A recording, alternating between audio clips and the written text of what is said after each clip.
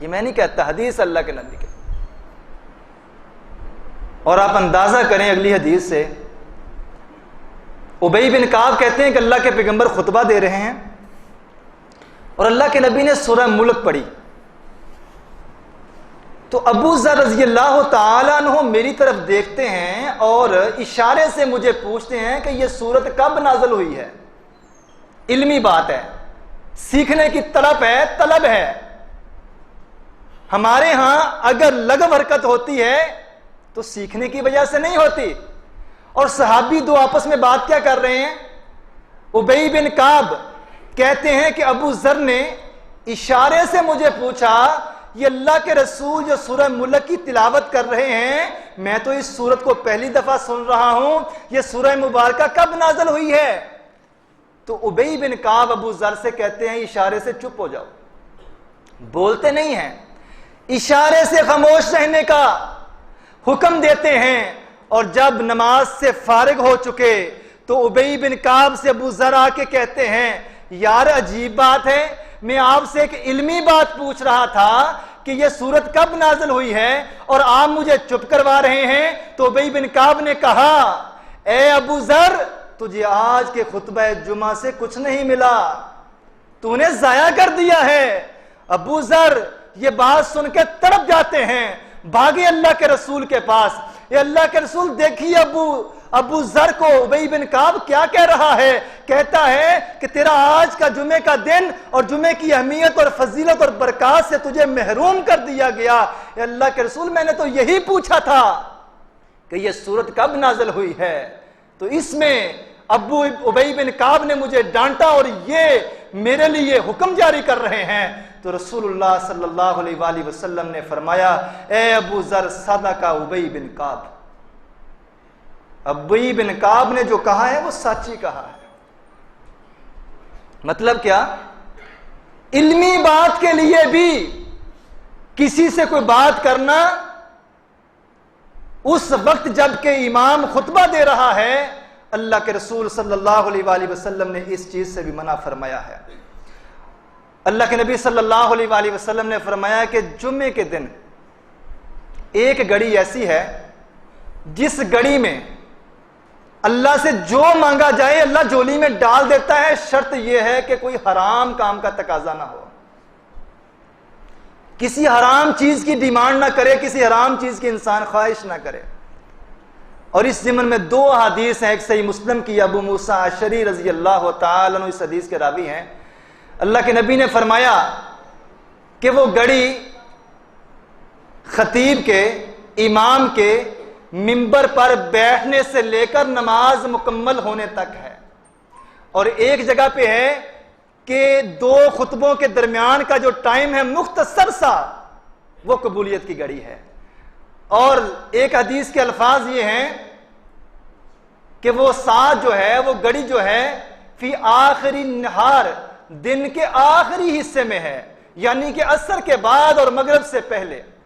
اور صحابہ کرام میں سے اکثر کا یہ معمول ہوتا تھا کہ عصر کے بعد وہ بیٹھے رہتے، دعائیں کرتے رہتے، جمعے کے دن اس گھڑی کو تلاش کرتے رہتے.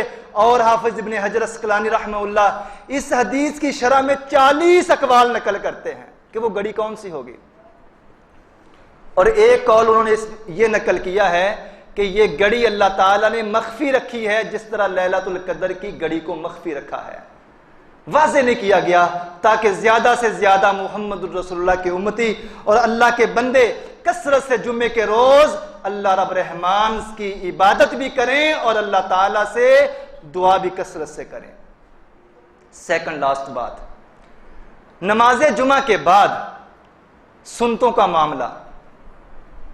اکثر ساتھیوں کو دیکھتے ہیں کہ نماز مکمل کی ہے اور بھاگنے کی کرتے ہیں، جبکہ رسول اللہ صلی اللہ علیہ وآلہ وسلم نے فرمایا کہ جو بندہ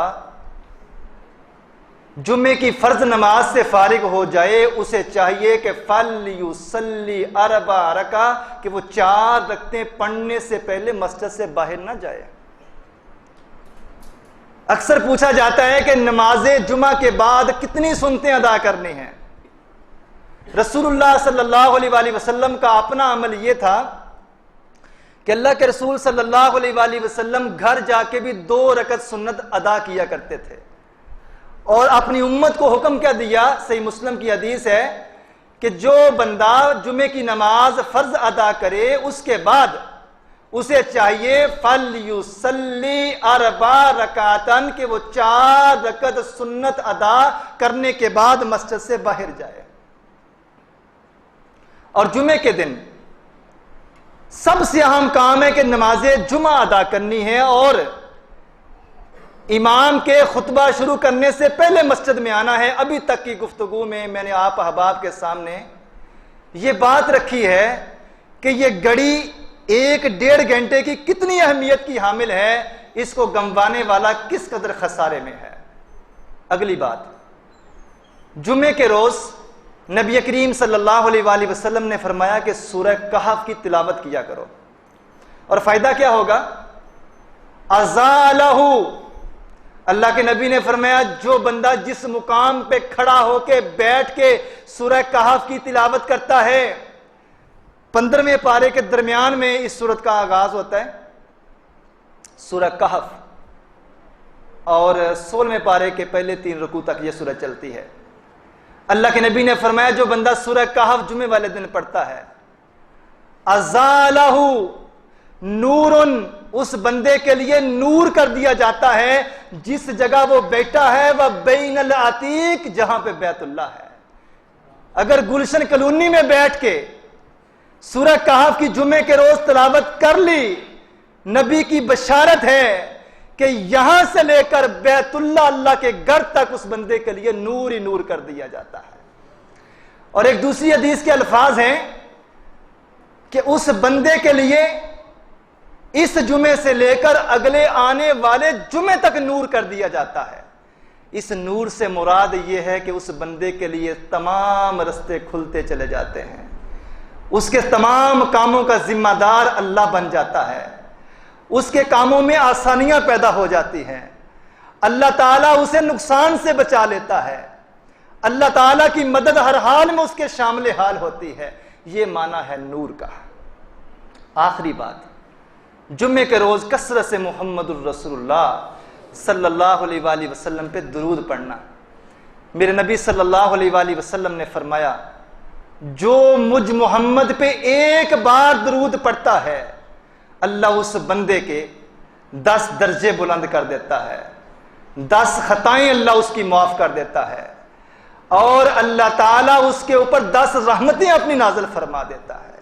صرف ایک بار جو کہتا ہے اللہم صلی علی محمد وعلی آل محمد، اتنا تو سب کو آتا ہے، یہ حدیث سے ثابت ہے۔ سارا درود ابراہیمی نہیں پڑھ سکتے، اللہم صلی علی محمد وعلی آل محمد اتنا پڑھیں۔ فائدہ کیا ہوگا؟ ایک ایک بار پڑھنے پہ انسان کے لیے رحمتوں کا بھی نزول ہے، انسان کے گناہوں کی بھی معافی ہے، انسان کے نامہ اعمال میں نیکیوں کا بھی اضافہ ہے۔ اللہ مالک سے دعا ہے اللہ اس دن کی اہمیت کو سمجھنے کی ہمیں توفیق عطا فرما دے۔